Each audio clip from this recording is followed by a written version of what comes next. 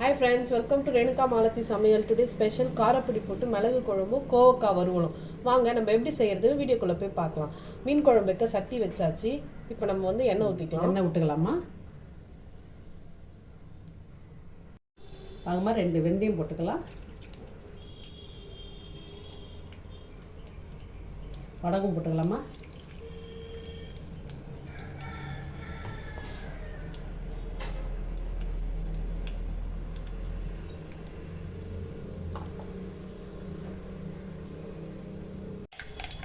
ஒரு கருவேப்பிலை போட்டுக்கலாமா? கொஞ்சம்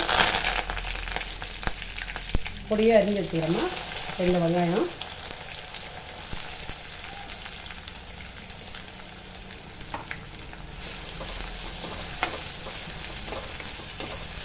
வாங்கம்மா இந்த அளவுக்கு வெங்காயம் வதங்கினா இந்த பூண்டு போட்டுடலாமா?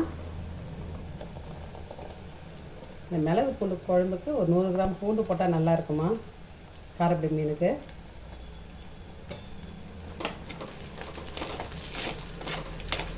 முதல்ல பூண்டு போட்டோம்னா பூண்டு ரொம்ப வெந்துருமா, தீஞ்ச போல் இருந்தால் குழம்பு நல்லா இருக்காது. இந்தமாரி தான் போடணும்.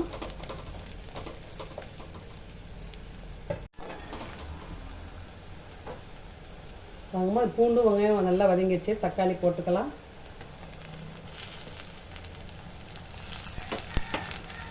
ரெண்டு தக்காளி போட்டுக்கிறோமா பொடியாக அரிஞ்சு.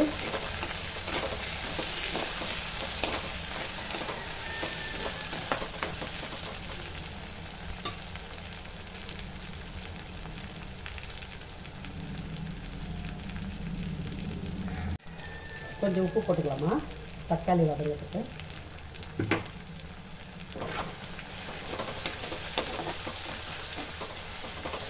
கொத்தமல்லி போட்டுக்கலாமா? கொத்தமல்லி நெல்லை மாரி போட்டு வதக்கினா தான் இன்னும் நல்லா டேஸ்ட்டாக இருக்கும், குழம்பு வாசனையாக இருக்கும். கொஞ்சம் மஞ்சள் பொடி போட்டுக்கலாம்.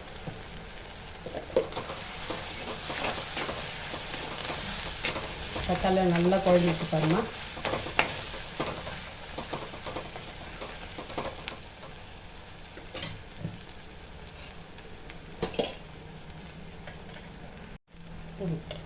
குழம்பு மிளகா அப்படி போட்டுக்கலாமா?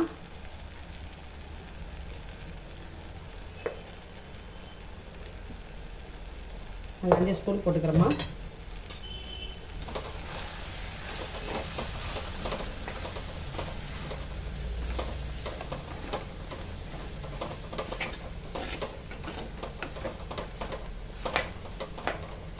சின்ன நெல்லிக்காய் சைஸில் புளி கரைச்சி வச்சுக்கிறோமா.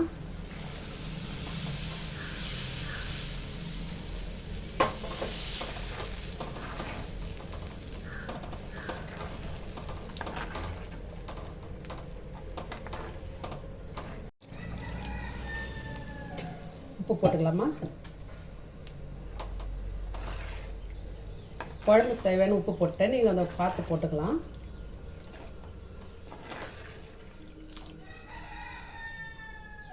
உப்புல பார்த்து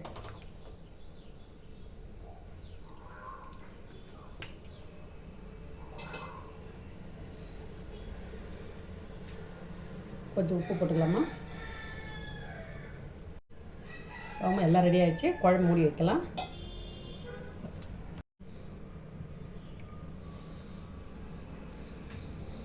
வாங்கம்மா குழம்பு நல்லா கொதிச்சிட்டு வாங்கம்மா குழம்பு நல்லா கொதிச்சிட்டு மிளகுத்தூள் போட்டுக்கலாம். இந்த பனிக்கு இது மிளகுத்தூள் போட்டு காரப்பொடி மீன் குழம்பு வச்சோம்னா நல்லா இருக்கும்மா. இது தொண்டெல்லாம் கரன்னு இருக்குது. குழம்பு நல்லா கொச்சி எவ்வளோ பக்குவமாக வந்துருக்கு. நாங்கள் ஒரு 5 ஸ்பூன் போடுறோம்மா, குட்டி ஸ்பூனில்.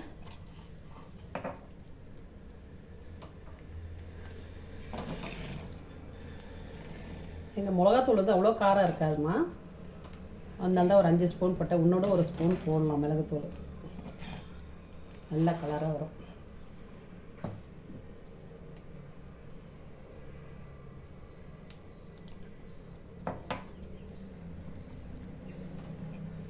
நல்லா கலர் மாறிடுச்சு பாருங்கள். குழம்பு நல்லா ரெட்டாக இருந்தது, நல்லா ப்ரௌன் ஆகிடுச்சு பாருங்கள், வாசனையாக இருக்குது.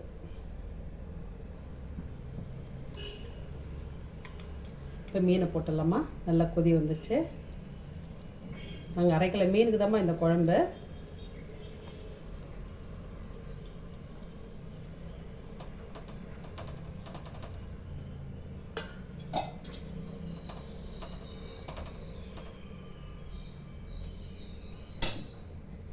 ரெண்டு நிமிஷம் கொதிக்கிட்டோமா.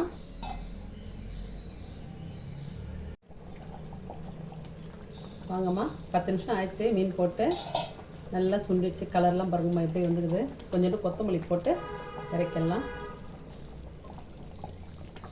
கேஸ் ஆஃப் பண்ணிடலாம். வாங்கம்மா, கோவக்காய் பொரியல் பண்ணலாம். ஒரு 3 ஸ்பூன் எண்ணெய் விட்டுக்கலாம்.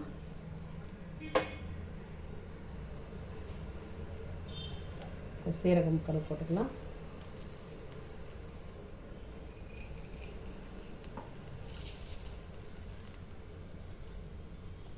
உளுந்து 2 போட்டுக்கலாம். 1 ஸ்பூனு.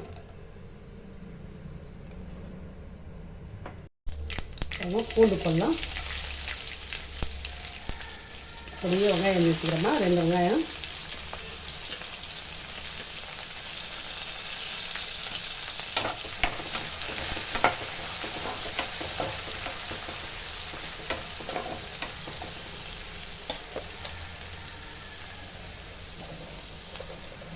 போய் கருவேப்பிலை போட்டுக்கலாம். தக்காளி ஒரு போட்டுக்கலாமா. நல்ல பெரிய தக்காளி.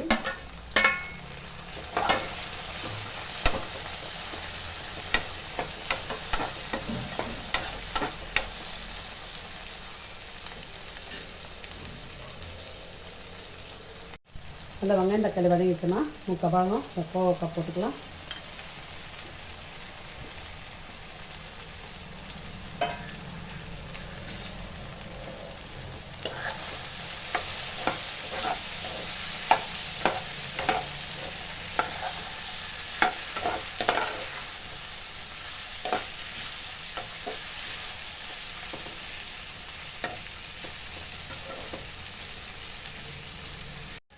கொஞ்சம் மஞ்சள் பொடி போட்டுக்கலாமா.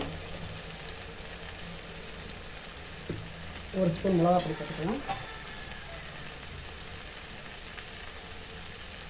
உப்பு போட்டுக்கலாம்.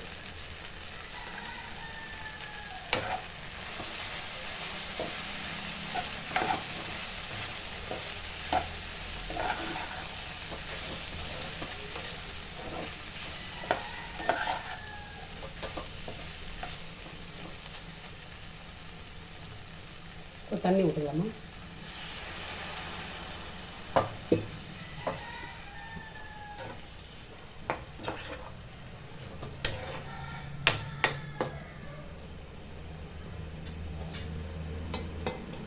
கொஞ்ச நேரம் மூடி வச்சுக்கலாம். பாருங்கம்மா, கோவக்காய் பொரியல் நல்லா சூப்பராக உதிரியாக இருக்குது. இது கோவக்காய் மட்டும் ரொம்ப காரம் போடக்கூடாதுமா. லைட்டாக தான் போட்டு செய்யணும். நல்லாயிருக்கும். மீன் குழம்பு வச்சு சாப்பிட்டோம்னா. இதேமாரி சாம்பார் சாதத்தோட சூப்பராக இருக்கும் இந்த காரம் போட்டு செய்து சாப்பிட்டோம்னா. கேஸ் ஆஃப் பண்ணிடலாம். வாங்கம்மா, ஒரு முட்டையை வைக்கலாம். நாங்கள் முட்டையும் சேர்ந்துக்கிறோம்மா. கோவக்காய் பொரியல். மீன் குழம்புக்கு கோவக்காய் பொரியல் வச்சு சாப்பிட்டா சூப்பராக இருக்கும். நாங்கள் மிளகா கிள்ளி சாம்பார் வச்சுக்கிறோம் குழந்தைங்களுக்காக. காரம் சாப்பிட மாட்டாங்க. ஹாய் ஃப்ரெண்ட்ஸ், பாருங்கள் சூப்பராக ரெடி ஆகிடுச்சு. காரப்பொடி போட்டு மீன் குழம்பு, கோவக்காய் வறுவல், மிளகா கிள்ளி போட்ட சாம்பார், முட்டை. இன்றைக்கி எங்கள் வீட்டில் இதான் ஸ்பெஷல். நீங்களும் இதேமாதிரி செஞ்சு ட்ரை பண்ணி பாருங்கள். மறக்காமல் எங்கள் சேனலை சப்ஸ்கிரைப் பண்ணுங்கள், லைக் பண்ணுங்கள், ஷேர் பண்ணுங்கள். மீன் குழம்பு எப்படி இருக்குது டேஸ்ட் பண்ணி பாருங்கள். அத்தை வருமா மீன் எப்படி இருக்குதுன்ட்டு. காரப்பொடி மீன் நல்லா புது மீன்மா, நல்லா இருக்குது. நல்லா இந்தமாரி பூண்டெல்லாம் உரிச்சு போட்டு வைங்க. இந்தமாரி பூண்டெல்லாம் உரிச்சு போட்டு இதுமாரி இந்த சீசனில் சாப்பிடுங்கம்மா. டேஸ்ட்டு வேறு லெவலில் இருக்கும். சூப்பராக இருக்குமா. மறக்காமல் எங்கள் சேனலை சப்ஸ்கிரைப் பண்ணிட்டு பாருங்கள். கோவக்காய் பொரியலும் சூப்பராக இருக்குது. அடுத்த வீடியோவில் பார்ப்போம்.